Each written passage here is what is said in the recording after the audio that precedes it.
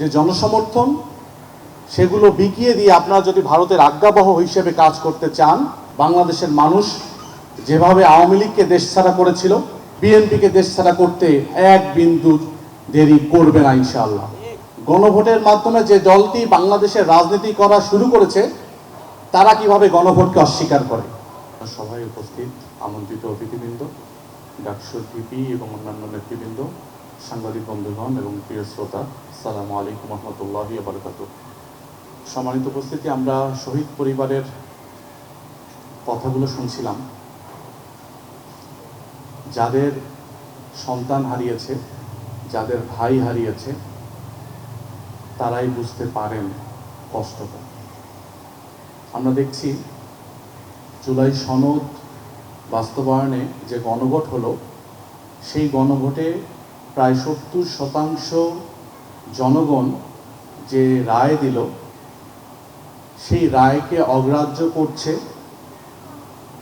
50% mandate পাওয়া একটি দল। তারা যদি জনগণের ভোটে ক্ষমতায় এসে 50% ভোট পেয়ে তারা যদি 70%-এর মতামতকে অগ্রাহ্য করতে চায়, তা আমরা স্পষ্ট করে বলতে চাই, অতি শীঘ্রই আপনারা জনগণের ম্যান্ডেট হারিয়ে, জনগণের সমর্থন হারিয়ে আবারও ইতিহাসের আস্তাগুলো নিক্ষিপ্ত হবেন।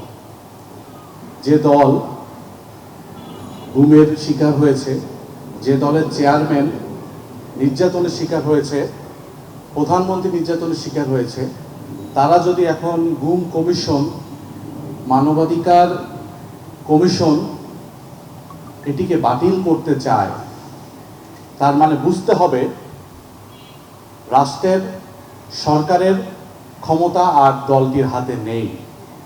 তারা বিদেশি প্রভুর আজ্ঞাবহ হিসেবে কাজ করছে। আমরা দেখতে পাচ্ছি ভারত যেভাবে ইচ্ছা সেভাবে আবারও বাংলাদেশকে পরিচালনার দুঃস্বপ্ন দেখছে। আমরা বিএনপিকে হুঁশিয়ারি উচ্চারণ করতে চাই, যদি আপনারা ক্ষমতা টিকিয়ে রাখার লোভে ভারতের আজ্ঞাবহ হয়ে যদি আপনারা কাজ করেন, বাংলাদেশের মানুষের যে ম্যান্ডেট, যে ইচ্ছে, যে জনসমর্থন, সেগুলো বিকিয়ে দিয়ে আপনারা যদি ভারতের আজ্ঞাবহ হিসেবে কাজ করতে চান, তাহলে খুব বেশি দেরি নেই। বাংলাদেশের মানুষ যেভাবে আওয়ামী লীগকে দেশছাড়া করেছিল, বাংলাদেশের মানুষ বিএনপিকে দেশছাড়া করতে এক বিন্দু দেরি করবে না ইনশাআল্লাহ। আমাদের কথা একদম পরিষ্কার, যে দলটি জন্মই হয়েছে গণভোটের মাধ্যমে, গণভোটের মাধ্যমে যে দলটি বাংলাদেশের রাজনীতি করা শুরু করেছে, তারা কিভাবে গণভোটকে অস্বীকার করে এবং পরিষ্কারভাবে দুদক, পিএসসি, ন্যায়পাল থেকে শুরু করে যে সকল সাংবিধানিক এবং সংবিধিবদ্ধ প্রতিষ্ঠান রয়েছে, সেই প্রতিষ্ঠানগুলো যিনি প্রধান, তাকে নিয়োগ করার ক্ষমতা প্রধানমন্ত্রীর একক থাকবে না। এটিও আমাদের একটি দাবি। সেই দাবি বাস্তবায়নে সরকার সদিচ্ছা দেখাচ্ছে না। অর্থাৎ তারা চাচ্ছে যে প্রধানমন্ত্রী একক সিদ্ধান্তে এই নিয়োগগুলো দিবেন। এবং আমরা দেখতে পাচ্ছি যে বিএনপি যে 31 দফা দিয়েছিল, সেই 31 দফার প্রথম দফাতেই ছিল সংবিধান সংস্কার সংক্রান্ত। তারা সেটি বেমালুম ভুলে গিয়েছে। এরপরে বিভিন্ন প্রশাসক নিয়োগের ক্ষেত্রে তারা বলেছিল তারা এইভাবে প্রশাসক নিয়োগ করবেন না, তারা সেটিও ভুলে গিয়েছে। এবং জনগণের ম্যান্ডেটকে তারা অগ্রাহ্য করছে। যেটুকু সংবিধানে যেটুকু তাদের মন মতো যায়, সেটুকু অনুসরণ করে বাকিটুকু তারা অগ্রাহ্য করছে।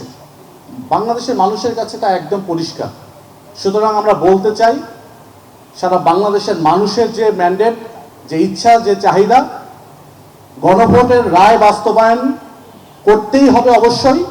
সেক্ষেত্রে যদি তারা দ্বিচারিতা করেন, দেরি করেন, তাহলে যেভাবে আওয়ামী লীগকে বাংলাদেশের জনগণ এই দেশ থেকে বিতাড়িত করেছে, বিএনপিকে বিতাড়িত করতেও দেরি করবে না ইনশাআল্লাহ।